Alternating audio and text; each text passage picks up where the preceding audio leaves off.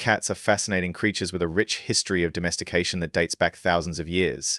Despite living alongside humans for so long, they have retained many of their wild instincts, which can sometimes clash with our expectations as pet owners. This is why telling a cat not to do something requires a different approach than training other pets like dogs. When it comes to telling a cat not to do something, it's essential to approach the situation with a deep understanding of a cat's nature. Teach your cat to avoid certain behaviors and encourage more acceptable ones. Unlike dogs, which are often eager to please their owners and respond well to commands, cats are more independent. They have their own set of instincts and behaviors that may not always align with what we want them to do. However, with patience, consistency, and a bit of creativity, you can teach your cat to avoid certain behaviors and encourage more acceptable ones.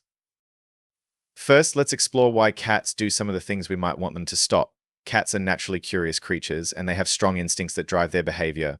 For instance, if your cat is scratching your furniture, it's not because they want to ruin your belongings. Scratching is a natural behavior that helps cats keep their claws sharp, stretch their muscles, and mark their territory.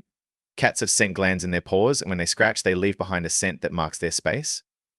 Similarly, if your cat likes to jump on counters, it's likely because they feel safer at a height or are attracted to food or interesting items up there.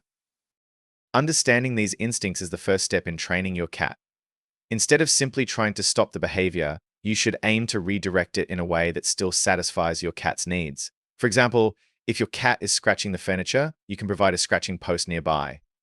The scratching post should be sturdy, tall enough for your cat to stretch fully, and covered in a material that feels good to scratch, like sisal. To make the scratching post even more appealing, you can rub a little catnip on it or place it near a spot your cat already likes to scratch. When you see your cat using the scratching post, reward them with treats or affection. This positive reinforcement helps your cat associate the scratching post with something pleasant, making them more likely to use it. On the other hand, if your cat is jumping on counters or tables, you can try making these surfaces less appealing. Cats dislike certain textures and sounds, so placing double-sided tape or aluminum foil on the areas where you don't want your cat to go can be effective. The sticky tape feels uncomfortable on their paws, and the crinkly foil creates a noise they find unpleasant. Over time, your cat may learn that these areas are not enjoyable to be on and may start avoiding them altogether. Another method that some cat owners use is a spray bottle filled with water.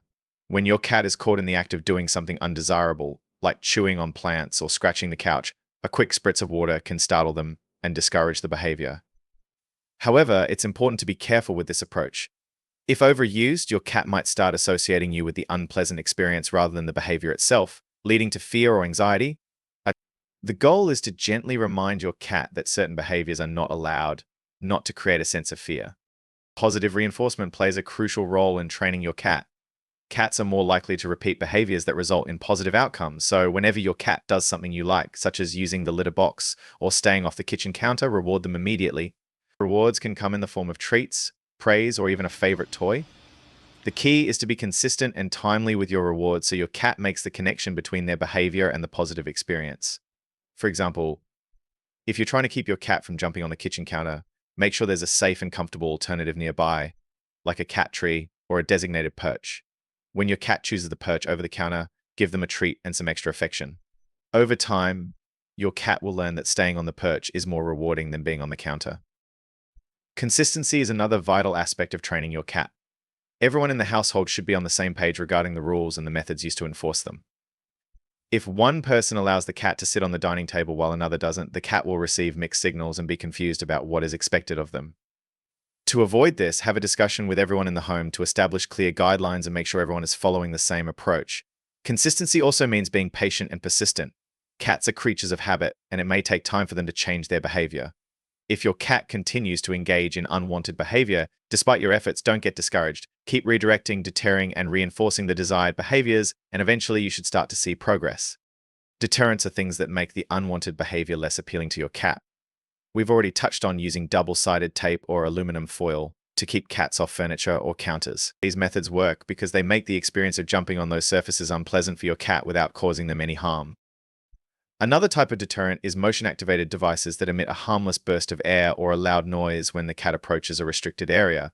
These devices are particularly useful if your cat is getting into something when you're not around to supervise.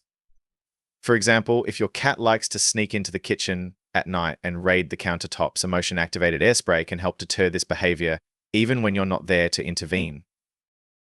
There are also natural deterrents like citrus sprays that can be applied to areas you want your cat to avoid. Cats generally dislike the smell of citrus, so spraying a little lemon or orange scent. In addition to these strategies, it's important to create an environment that is conducive to your cat's well-being. Make sure your cat has plenty of opportunities to engage in natural behaviors like climbing, scratching, and exploring. Providing a variety of toys, scratching posts, and climbing structures can help satisfy your cat's needs and reduce the likelihood of them engaging in unwanted behaviors. For example, if your cat enjoys scratching, offer different types of scratching surfaces like horizontal scratches, vertical posts, and even cardboard scratches. Rotate their toys regularly to keep things interesting and prevent boredom. It's also important to remember that some behaviors are a way for your cat to communicate with you. If your cat is constantly trying to get your attention by meowing loudly or knocking things over, they may be trying to tell you something. Make sure your cat's basic needs are being met, including regular feeding, playtime, and affection. Sometimes addressing the underlying cause of the behavior can help resolve it. For instance, if your cat is bored and seeking attention, setting aside regular playtime each day can help reduce attention-seeking behaviors. Be patient and gentle with your cat. Cats can be sensitive to changes in their environment and may take time to adjust to new routines or rules. Avoid using harsh punishments or yelling, as this can damage the trust between you and your cat. Instead, focus on positive reinforcement, redirection, and creating a cat-friendly environment. Over time, with consistent effort and understanding, you can guide your cat away from unwanted behaviors and build a stronger bond based on trust and respect. Finally, it's essential to remember that training is not just about stopping bad behaviors, it's also about building a strong, positive relationship with your cat. The more time you spend interacting with your cat in a positive way, the more they'll trust and respond to you. Regular playtime, gentle petting, and speaking to your cat in a calm, soothing voice all contribute to a healthy bond. When your cat feels secure and loved, they're more likely to listen to you and be receptive to the training process. Training your cat is a journey, not a destination. Even as you work on addressing specific behaviors, new challenges may arise as your cat grows and their environment changes. But with the right approach, you can navigate these challenges and create a home where both you and your cat are happy and content.